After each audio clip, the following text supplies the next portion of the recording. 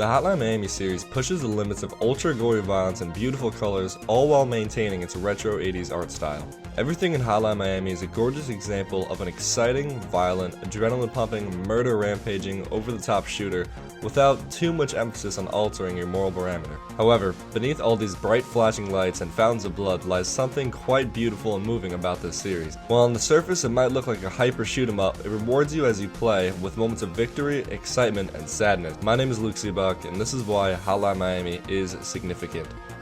Swedish developer Jonathan Soderstrom and artist Dennis Wedden combined to create Dennaton games and released Hotline Miami on October 23, 2012, then later released Hotline Miami 2 on March 10, 2015, blowing fans away. From its humble and ambitious start, a lot of the game can be seen within its mega early prototype as it flourished into the game we love today. With the initial release of Hotline Miami 1, it took over Steam by storm. Essentially, Hotline Miami is a fast-paced, adrenaline-pumping, over-the-top twin-stick arcade shooter. You kill bad guys in gruesome manners, get points, unlock new maps and guns, then move on to the next level. This formula is so simplistic in itself, but is executed excellently. While Hotline Miami might not be for the most squeamish of people, its overuse of gore and blood pokes fun at critics and parents' complaints regarding the negative effects of violent video games on society. However, it is precisely this satire that places Hotline Miami out of the norm. While the story itself might not be the most superficially compelling, it has a brilliant undertone expressed in both Hotline Miami games that intermingle between one another. In a nutshell, without spoiling, this is basically how it all goes down. Set in 1989 in Hotline Miami 1, some people in Miami sign up to this club, which basically is a newsletter aimed at nationalists, that when subscribed to, sends you calls to your home phone and provides you with a very discreet location. This information usually tends to be a phone call that tells the user an address and leaves a cryptic message to go there and viciously murder everybody inside. While killing people seems to be the trend, sometimes you're required to retrieve some sort of document and more. You play as Jacket, who is mourning over the death of his friend with nothing else to live for, vents his emotions and grief through murderous rampages. Through Jacket's campaign, we find so many little bits of story scattered across the world, some of which intermingle with Hotline Miami 2. Speaking of Hotline Miami 2, that story is a bit more in depth with more characters and story arcs to uncover. The fans as well as others are introduced, and are essentially vigilantes who almost get off to the killings that Jacket has done in the first game, and try to replicate it as best as they can, and they do. There's a war going on between the USSR and the United States, which ends with the US losing and the creation of the Russo-American coalition. Because of such loss, leads to the USSR bringing more and more immigrants and mobsters over, skyrocketing the crime rate and causing mass chaos for the United States. This leads to a group of nationalists creating a secret group called the 50 Blessings that aims to topple the Russo-American coalition and, quote, free the American people. This involves targeting Russian politics related to the coalition and the Russian mafia. There's so much more to the story, but on the surface, that's what both the games lead into. The gameplay in Hotline Miami is easy to learn, but hard to master. In Hotline Miami 1, you solely play as a Jacket for the majority of the game. The gameplay in Hotline Miami is straightforward.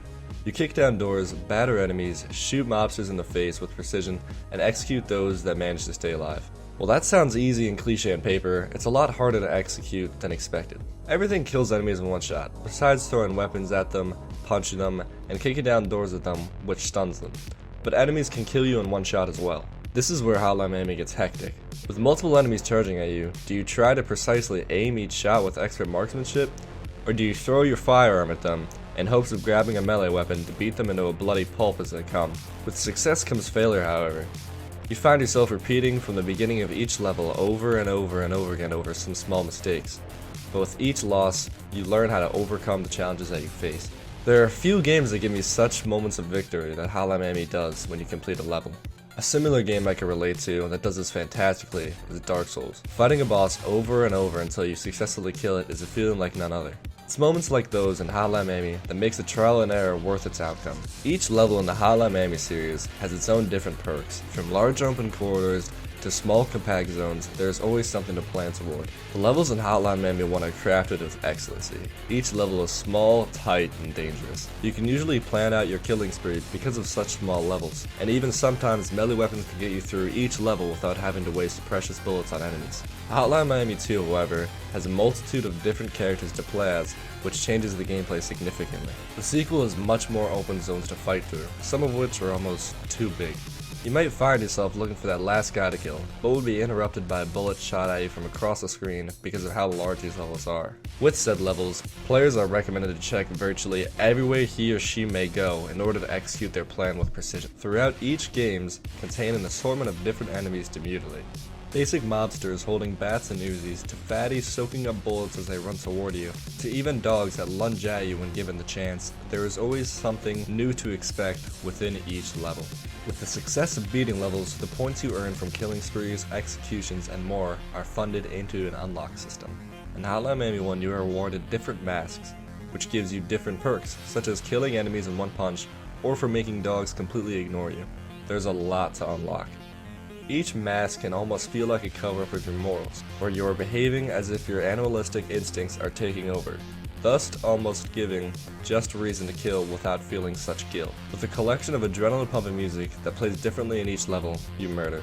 Well, there's not much to experience new beside the basic sounds of gunshots and the satisfying crunch of beating your enemies with a baseball bat. The music truly gives life to each and every level of the game. These exciting songs are composed by multiple different artists such as Moon, Carpenter, Brut, Perturbator, and many more. Each song is superb, expertly capturing the emotions and vibes coming out of each level. While most of the music is heavy and intense, some are actually quite tranquil and almost enchanting.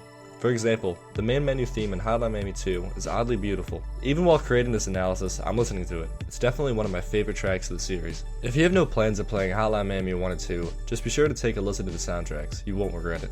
The massive group of users that gyrate around the games are doing crazy, awesome things. For one, there's a well-made documentary that talks to the developers of Hotline Miami, which is definitely worth the watch if you're into that. The Reddit community, for one, is constantly uploading new pieces of artwork as well as awesome live-action short films about the Hotline Miami games. Some of which mentioned is Midnight Animal, an upcoming Hotline Miami mod full with new stories, songs, and levels to play. Midnight Animal comes out to play on August 18th, 2016. Moving on, the developers even released a full, free-to-use level editor for Hotline Miami 2. The level editing tool itself is very simple and fun to use. With only a couple minutes of messing around with the tool, you'll find yourself creating levels on the fly.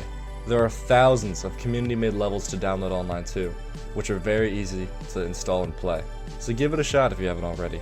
However, because of Hotline Miami's violent nature and depiction of a rape in the beginning of the game, it was outright banned in Australia. As a rebuttal, developer Jonathan Sunderstrom told fans to, quote, just pirate it after it's released, and followed it with, no need to send us any money, just enjoy the game.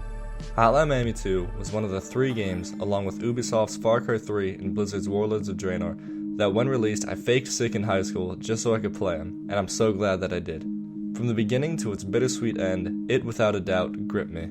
It was one of the few games that actually made me tear up, take a walk, and think for a long time about its beautiful and abrupt ending, as well as story as a whole. On a creative standpoint, as a gamer who enjoys to create games in my spare time, Hotline Miami spoke to me on another level. I said to myself, if 2 guys could make this game and release it, why can't I? It's inspiring games like these that motivates indie developers and creators to create, and that alone is, in my opinion, the ultimate thing that a video game can do. Inspire people to create. Hey guys, Luke here. This video took about a month to make, and I had a lot of fun making it. I hope you enjoy it as much as I did making it. Be sure to check out the description as well as the credits for everybody that helped me. I'd like to give a shout out to everybody over at r/HotlineMiami on Reddit for their amazing help and support on me creating this whole video. Without them, this script and this video would just be another rant about Hotline Miami. So, thanks. If you're into it, support me on Patreon. It's brand new, I've never used it before, and all these videos take a while to make, and it's all out of my own pocket, so anything helps, but don't feel obligated to. It's all good. Be sure to leave a comment. I'd love to hear your guys' feedback on how this was, and I'll see you guys next time. Peace.